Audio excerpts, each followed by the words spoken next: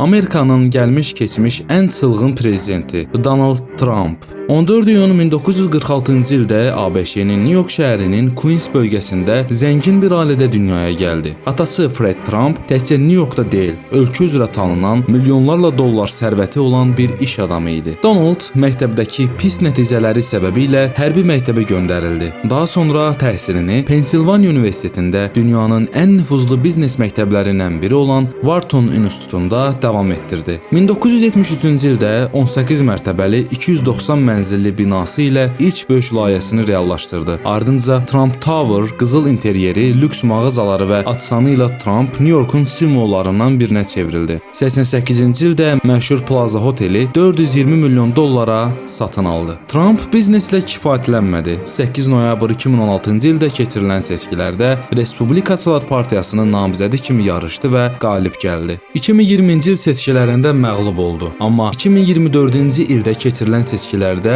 bir daha namizəd oldu və 2025-ci ilin yanvarında ikinci dəfə ABŞ-nin prezidenti kimi Ağ Evə qayıtdı.